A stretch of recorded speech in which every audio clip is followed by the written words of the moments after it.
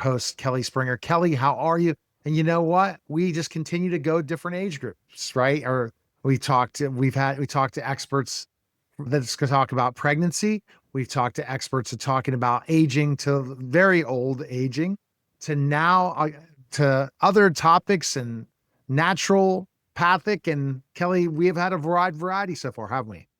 We have, and I'm really excited to speak to Lisa today, and I'll introduce her right now because I am fully in this space right now. I got blasted right in it. This is a huge topic for so many of us, and I am truly thrilled to introduce Lisa Boate, the visionary behind Liberated Menopause, a groundbreaking, innovative, transforming how workplaces can support women during menopause. Her expertise empowers organizations to retain top talent, boost morale, and create menopause friendly policies that make a real impact. Please join me in welcoming Lisa Boate, a true leader in workplace transformation. So, welcome, Lisa. Oh, thanks for having me. And welcome to perimenopause. Congratulations. Thanks. It's so hot. It is. Welcome to your perpetual hot girl summer. I live in Canada and it's winter. And so I'm like, hot flashes, bring it on. It feels like summer. So I know menopause and perimenopause often gets painted with a really negative brush. And I don't want to gloss over the things that are hard. Those things are real and they are hard. And it also is a really liberating time.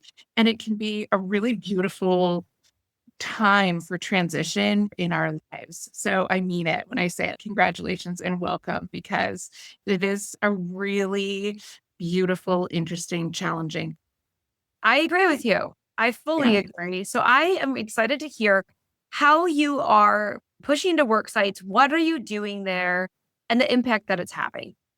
Yeah, thank you. So before I started this adventure, I was an educator for 20 years. So that is the space where I have been really doing a lot of work is with other educators. And also it's a demographic that needs that kind of support. The majority of people who are in caregiving professions in general, nursing, teaching, it is women and many, a huge part of their population is women at our age, especially when we start really looking at the range that perimenopause encompasses. So it can start in our late 30s and can last up to is a huge part of a woman's life. And when you have that part of your workforce that is being impacted and hasn't been supported ever, really, for this transition that's happening, we're seeing educators, nurses walk out the door. And so for organizations to retain people who are incredibly valuable, right? Women at this stage hold incredible institutional knowledge for the places that they work. Their skill level has been honed over decades. The professional learning that they have done over the years makes them really valuable. So I work with supporting organizations through professional learning. So I always start with sessions that just go into what is menopause, what is perimenopause, and I have an online course also that talks about the top 5 symptoms of menopause, perimenopause, and how they can potentially impact in the workplace. So I always start with those professional learning sessions, and it is so rewarding because I see the light start coming back on in women's eyes who were terrified that they were having the early stages of dementia, that had no idea why their energy was so low and didn't think that they'd be able to continue to get to work every day. So it's really meaningful in that capacity and in knowing that you can give someone strategies to improve their quality of life so that they know it's not just like often when women go to their healthcare practitioner, it's just the stage of life yeah now, it's just how it is. And that's not the right answer. There's so much we can do to improve their quality of life. So professional learning starts around that. And then I'm also working with organizations to develop policy, because having these conversations is not easy. Not every woman has all the knowledge that they need around what perimenopause menopause is. And it's not easy often to go to the leadership of our organizations to say, so I'm experiencing perimenopause. This is how it's showing up in my work, and I feel really unsupported. So policy is key so that the, sorry, Yeah. perimenopause brain fog just happening. Give lifetime right now. So that those policies are already in place, so that people know what their recourse is, so that they don't feel like they're having to blaze this trail all on their. What does that policy look like? If you're, yeah, I want to dive into that. Yeah, it's a spectrum, and it depends on what the capacity of the organization is. So it's everything from as simple as one, having ice packs available for people in freezers, because an ice pack on the back of the neck in the midst of a hot flush it's heaven. It's one of the best ways to get control of that in the moment. Having a quiet place for people to have a change of clothes, so that if that has happened and suddenly you're completely soaked, there's a spot where you can go. You've got privacy to get yourself back together so that you can go back out into the workplace. So those are really simple things that can be implemented right away. Then there's flexible work hours, right? Being able to work from home all the way up to and including menopause leave. So we provide, in Canada anyway, we have a year's worth of maternity leave. And our bodies are going through just as significant a shift, just for all the opposite reasons. And so giving people the opportunity to see their healthcare practitioners, do all the work that they need to do to really take care of themselves so that they're in a good place again to be able to come back into the workforce if that's their choice. Okay. Wow. Kelly, I'm impressed by this for sure. And I wanted to jump into specifically, Kelly, what do you see when people come with perimenopause for asking to work with you? What are you seeing in that? Neil, I gotta say, I started in nutrition very young. I started as a teenager and I got into private practice pretty early on. And these women would come in and tell me, and it's not that I didn't believe them. I just didn't fully understand. Obviously, like you don't know until the situation, but actually experiencing what I have experienced is, I think I took one for the team so that I can truly educate and teach others. But honestly, Neil, like it is more than you understand. So I was sitting recently at a CEO meeting, like everyone's there, they're all top level CEOs. And I'm looking around at the females in the room, and we're all in the perimenopausal, menopausal range. And I'm thinking to myself, how many of them are struggling with all these different symptoms? And not to dismiss that men have things going on and stress levels, but it's something that you really to understand your female colleague, what is going on, and like just how impactful menopause and premenopausal like it is on your, like you said, like your brain and the thoughts and what's going on with your body and things that are uncontrollable and embarrassing. Yeah. And they're misdiagnosing like crazy. Kelly, what do you say on the weight loss side and the nutrition side when it comes to menopause? What recommendations do you have?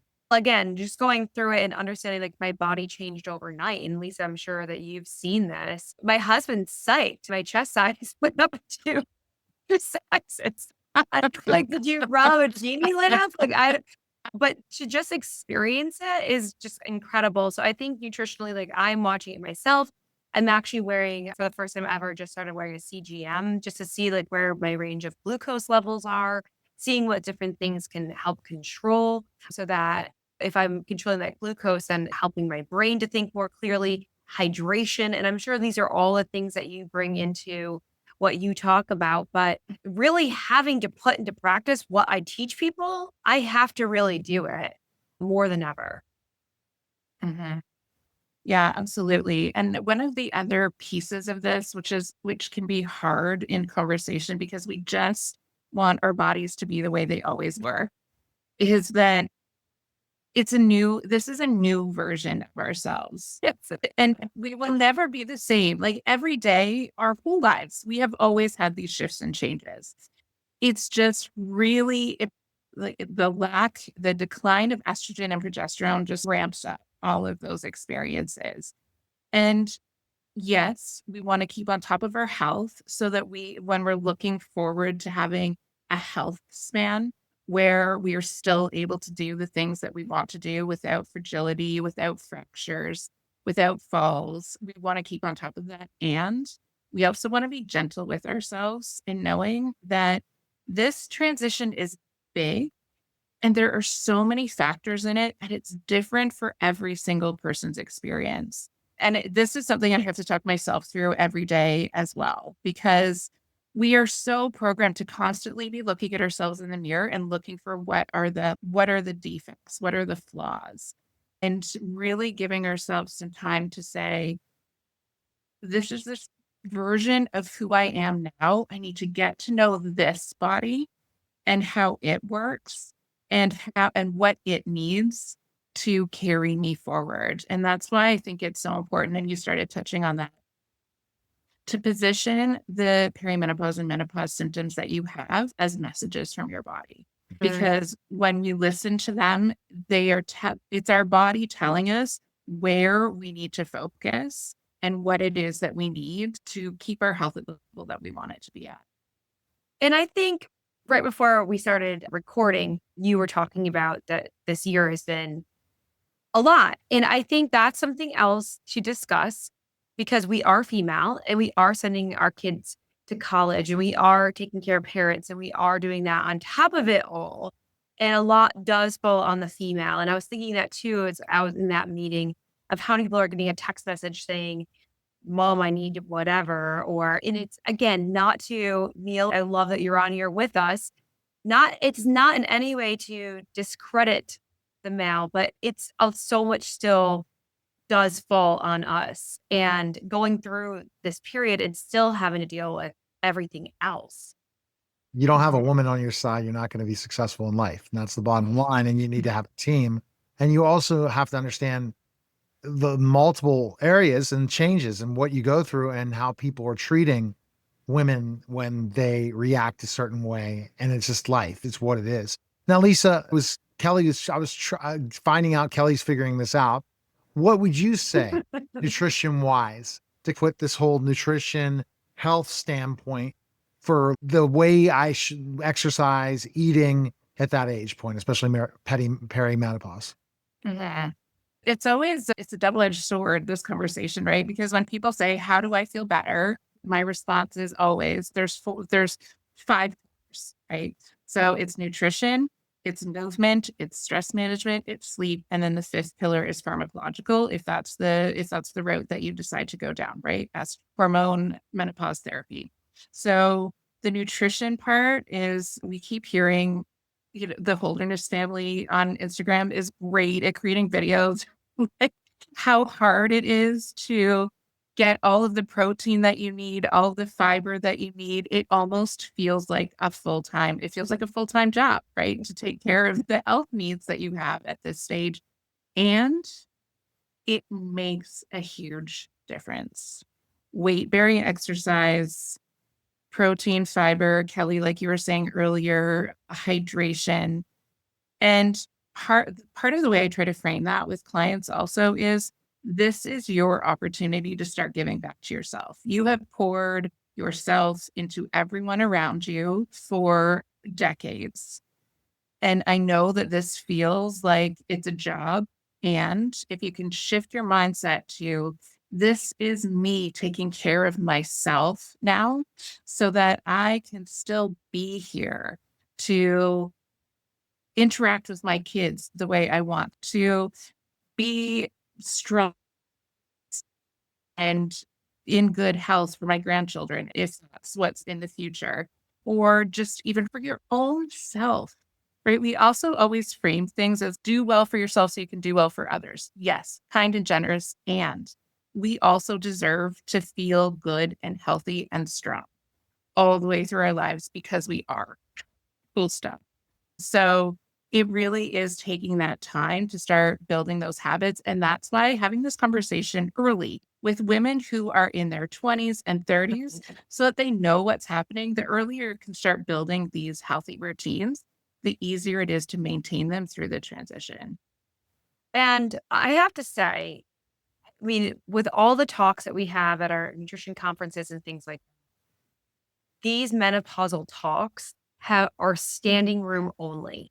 Everyone, and we're in the health field and we are dying for the knowledge. Like everyone's like, what is it? And I think there's so much more, but I think it's the compassion. Like the lady that was on the stage, it was great because she said, again, I had weight gain. And she said, I'm just saying I had weight gain because it was strange. And it's okay to say it's strange because it is. And when you never gain weight your whole life and then you wake up one morning and your body changed, that's strange.